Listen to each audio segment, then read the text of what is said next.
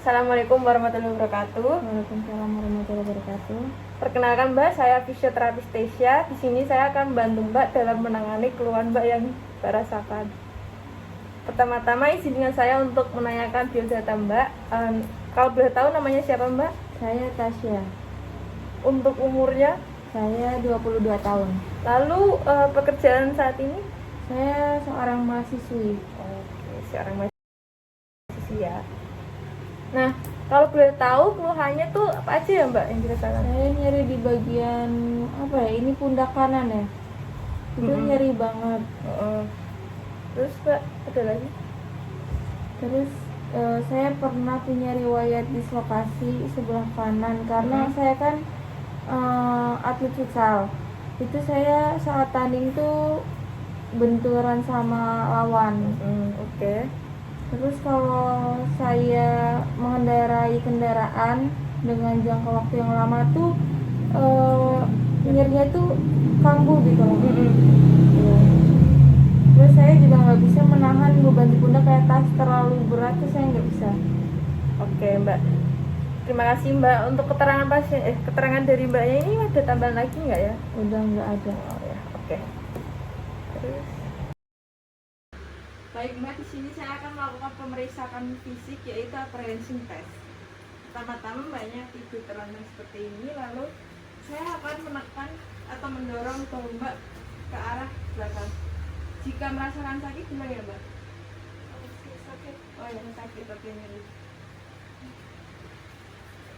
Baik, untuk pemeriksaan fisik yang kedua yaitu elevasi dan depresi shoulder.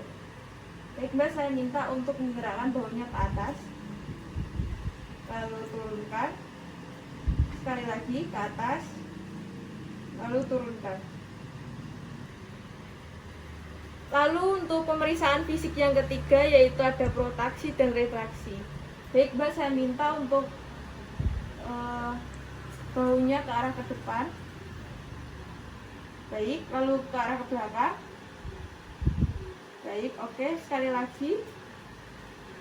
Lalu ke belakang. Lalu untuk pemeriksaan fisik yang keempat yaitu abduksi dan juga adduksi shoulder. Mbak, saya minta untuk mengangkat lengannya ke atas secara pelan-pelan. Oke, baik. Lalu ke bawah, turun secara pelan-pelan lagi. Sekali lagi. Baik. Lalu turun ke bawah. Oke. Tadi kita sudah melakukan beberapa pemeriksaan ya Mbak. Lalu Mbak ini terdiagnosis shoulder pain kategori 2.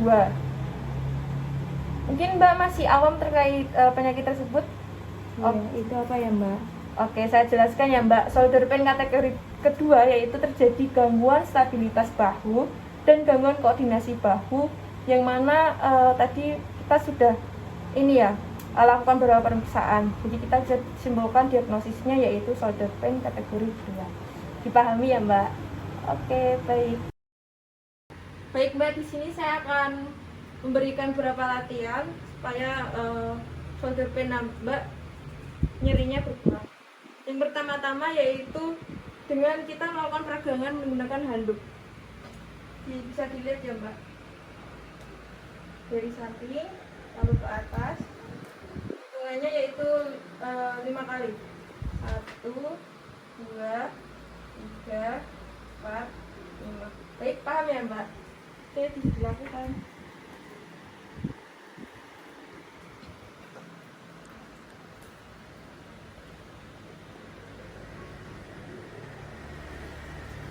Atas 1, 2, 3, 4, 5.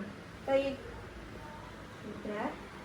Untuk latihan yang selanjutnya itu ada ini ya Mbak, tangan kanannya yang terasa sakit diarahkan di depan dada, lalu disanggah menggunakan tangan kirinya, itu ditahan selama 10 detik. Bisa dipahami Mbak? Oke, baik, bisa dilakukan.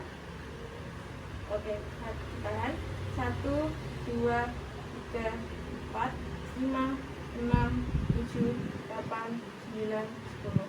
Oke, cukup.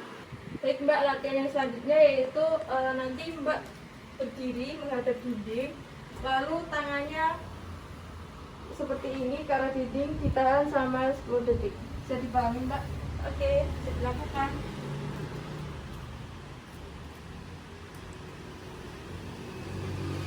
Dan posisi seperti ini, 1, 2, 3, 4, 5, 6, 7, 8, 9, 10. Oke. Lalu untuk latihan yang terakhir ya Mbak, nanti tangannya seperti tadi, lurus ke arah depan, lalu tahan posisi seperti ini selama 8 detik. Dipahami Mbak? Oke, bisa dilakukan ya Mbak.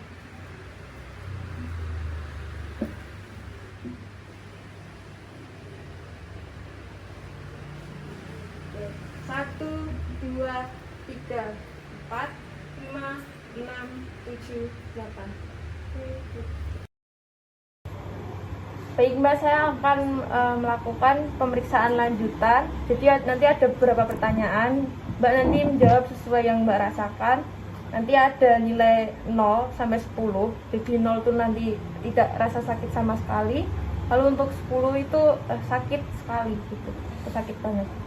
Baik Mbak, yang pertama-tama Mbak merasakan bahu kanan Mbak nih sangat nyeri, itu dari 0 sampai 10 berapa ya? 6. Oke, 6 ya Mbak.